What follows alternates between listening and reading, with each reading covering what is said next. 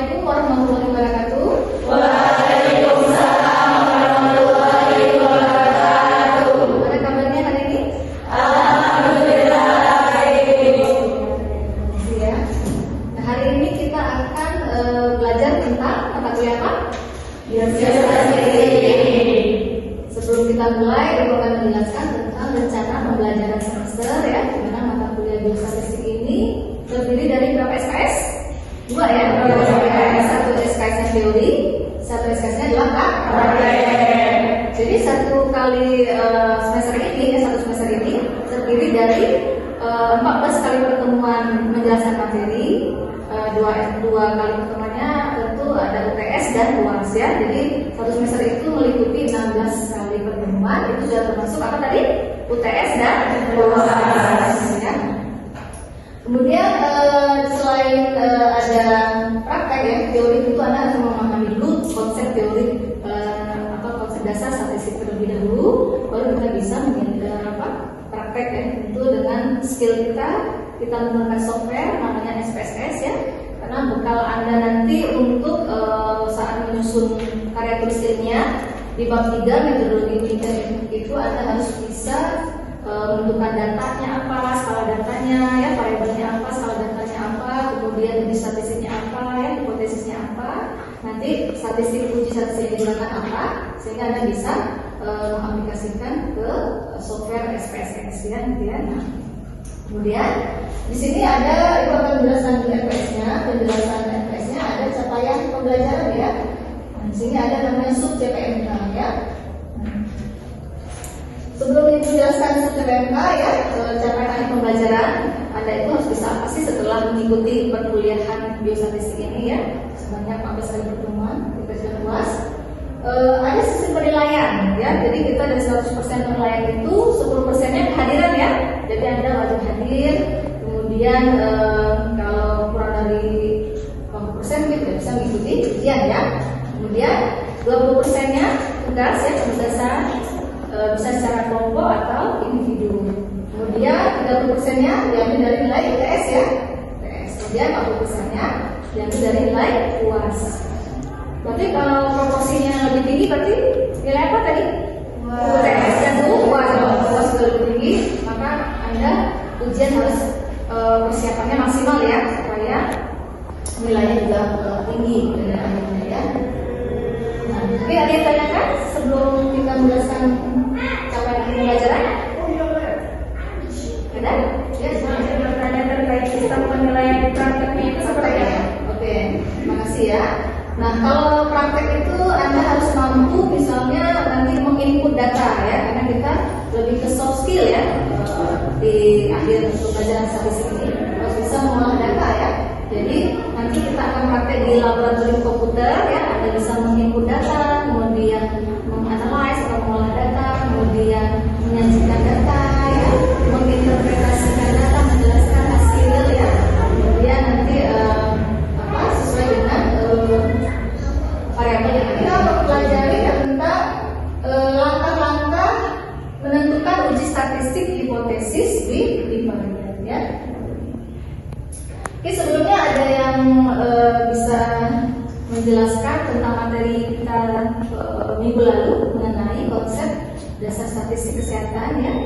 Ada yang bisa menjelaskan kan statistik itu ada ya, statistik itu ada yang diferensial ya. Ada yang bisa menjelaskan apa itu statistik diferensial? Oke, Statistik diferensial merupakan statistik yang bertujuan untuk melakukan pengukuran, pengenalan, dan pengambilan keputusan berdasarkan analisis data. Oke, bisa dipahami ya teman-temannya ya? Ya, sudah ya teman-temannya.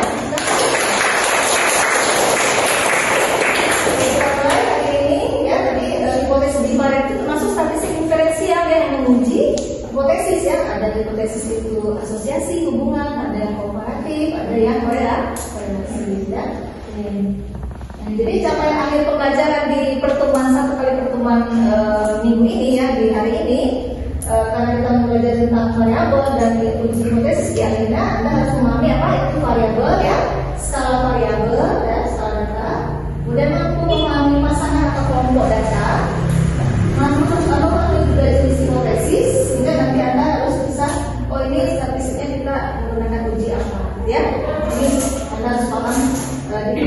hari ini ya. Oke, apa itu data ya? Data sinonimnya atau persamaannya sama dengan variabel. Variabel itu ya merupakan hasil dari pengukuran kita yang bisa kita ukur ya. Kemudian data itu ada yang berpasangan dan tidak berpasangan ya. Kalau berpasangan ada ciri-cirinya ya. Satu kelompok individu diukur 2 kali ya, individu yang sama, itu dikatakan berpasangan ya. Oke, kalau yang tidak berpasangan itu dari kelompok yang berbeda. Contohnya sudah ada ya. Jadi terdapat perbedaan yang bermakna pada Hb antara sebelum dan sesudah pemberian vitamin B12 ya. Jadi satu kelompok itu kita ukur 2 kali ya, sebelum diberikan vitamin suntikannya atau vitamin B12, kita ukur dulu kadar Hb-nya, setelah diberikan kita ukur lagi 2 kali ya.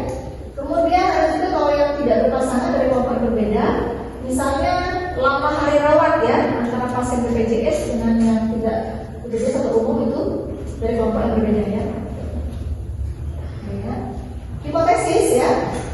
Nah, hipotesis ini ada macam-macam, ada yang komparatif ya, membandingkan ya. Kemudian ada yang korelatif ya. Hipotesis ini mencari hubungan atau perbedaan ya. Hubungan ada komparatif, ada yang korelasi ya. Kemudian kalau korelasi ada kode R kecil ya, itu yang korelasi. Nah, kalau hipotesis komparatif itu biasanya menanyakan tentang apakah terdapat hubungan antara perilaku merokok dengan terjadinya kanker paru ya.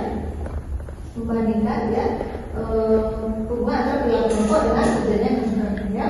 Kalau seandainya yang di bawah itu kolesterol antara pasien yang obesitas dan tidak, itu komparatif juga namanya ya. Jadi antara hubungan dan komparatif sama ya. Satu tidak membandingkan antara 2 kategori ya, satunya membandingkan ya. Kalau korelasi dia ada variabel numerik ketemu numerik di situ ya. Usia itu angka ya. Nah, tekanan sistol juga angka. Jadi kalau angka itu angka, ada numerik maka uji korelasi. Kalau uji komparatif itu bisa kalimatnya hubungan, ada perbandingan ya. Oke. Terus ini ada yang tanya?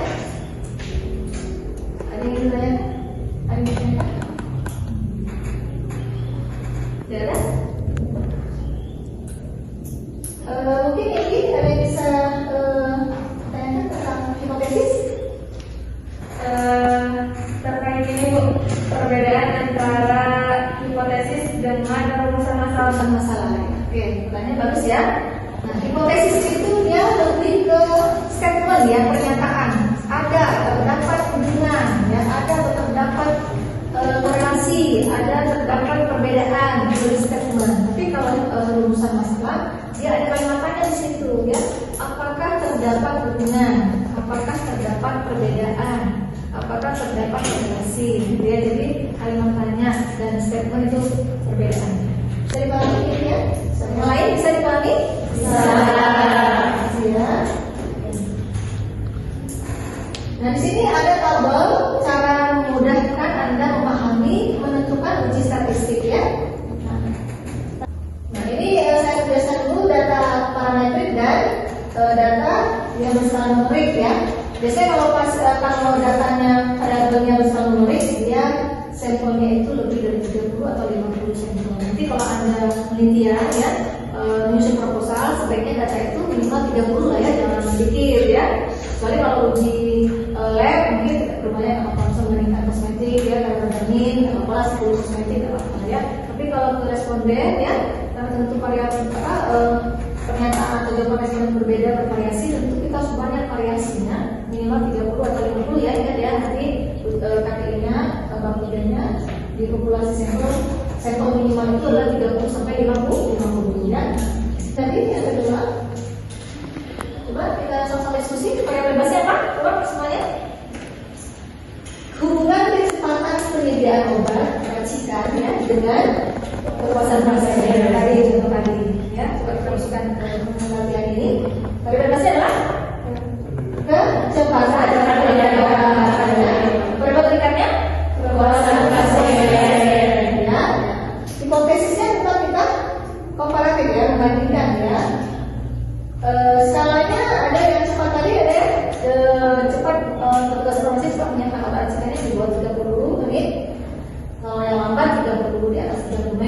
puasa bisa puas, responden pasien konsumen tadi ya, ada yang kurang puas, ada cukup puas ya, atau kurang ya. Oke. Ini variabelnya berpasangan atau tidak? Ada yang puas, ada yang tidak. Ada yang lama, ada yang cepat. Tidak ya? Beda ya, kelompoknya berbeda, maka dia tidak berpasangan. Jumlah kelompok datanya 2 kali 2 atau 2 kali 3? 2 kali 3 ya, karena skala data pelayanan di bawah 30, di atas 30, puas, cukup puas, kurang, nanti 3 ya, 2 dikali 3, dan dibelakang, karena 2 itu row, 3 itu kolom, bebas dan bebas bagi 3. Maka statistiknya ujinya adalah sama kayak square tadi ya, kemudian tabelnya 2 kali 2, 3 kali 2 ya, kemudian karena di kategori tetap ujinya kayak square ya. Oke, lanjut lagi. Ini misalnya terdapat perbedaan rata-rata frekuensi diare ya, frekuensi, berarti kan dia numerik ya. Kemudian antara yang sebelum dan sesudah. Sebelum berapa frekuensi diarenya, sesudah berapa. Jadi ada sebuah kelompok data ya. Maka kelompoknya karena ada kata sebelum dan sesudah berpasangan atau tidak? Berpasangan. Jadi frekuensi dari sebelum dan sesudah ada 2 kelompok data membandingkan ya, komparatif. Frekuensi itu numerik ya. Nah, berpasangan 2 kelompok, maka ujinya adalah uji berpasangan. Ya, seperti ini simulasinya ya. Jadi frekuensi diare yang membandingkan 2 kelompok yang berpasangan ya.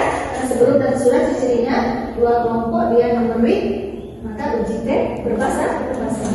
Fokus ke numerik, jangan cerita kategori lagi ya. Numerik, ya berarti berpasangan 2 kelompok, maka ujinya ada ini. Nah, apa ini karena panah ke bawah? Apabila datanya tidak berdistribusi normal, maka uji statistiknya pakai uji pilihan ya. Nah, ingat ya. Nanti kalau Anda sudah dapat data, sudah penelitian, dapat data, ngolah data ya. Kemudian ketika nanti ada uji normalitas, kenapa tidak berdistribusi normal? Jangan nangis dulu ya. Tapi ada uji alternatif. Tidak masalah. Yang penting signifikan ya. Nanti uji statistiknya. Kalau tidak signifikan juga tidak apa-apa ya. Yang namanya kan pembuktian dan hasil yang kita temukan di lapangan ya. Kita buktikan melalui hipotesis uji statistik ya. Jadi pahami ya? Bisa ya? Kemudian kita contoh lagi bagaimana yang tidak berpasangan ya. Nah ini ada modami dari pasar tradisional sama pasar modern. Kelompoknya sama atau berbeda? Berbeda ya. Ada dari pasar tradisional, ada yang modern. Sehingga dia tidak berpasangan. Kenapa dia numerik?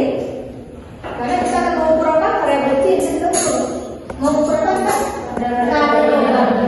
Jadi ada nilai rata-rata, sudah pasti numerik ya, membandingkan kadar organik antara pasar tradisional dengan pasar modern ya.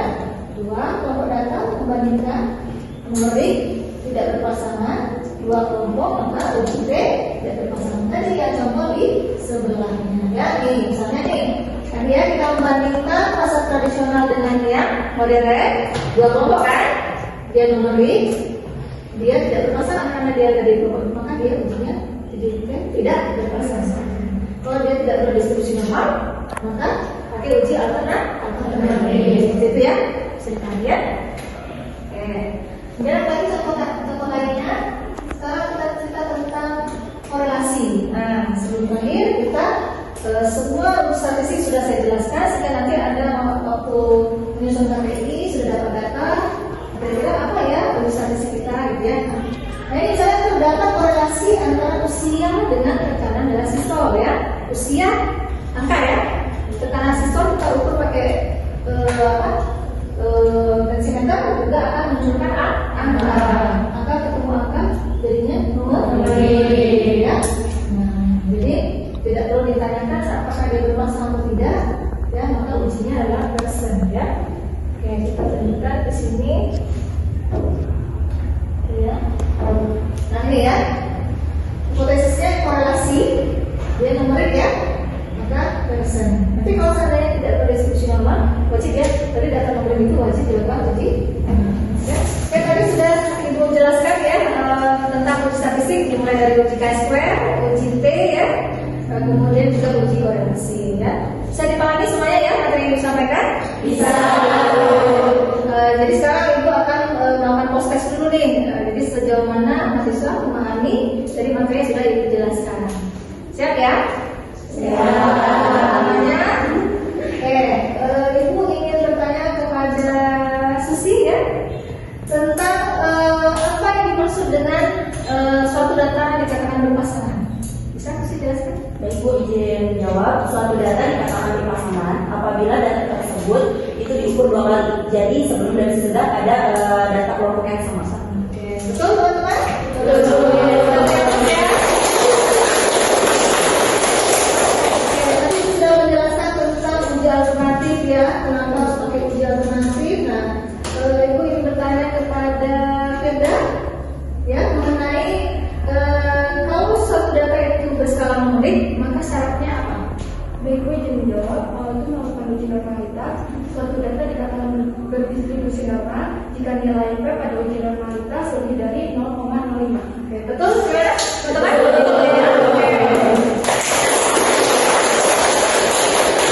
Alhamdulillah ya, jadi dari materi yang Ibu jelaskan tadi Anda bisa memahami ya, saya yakin semuanya bisa.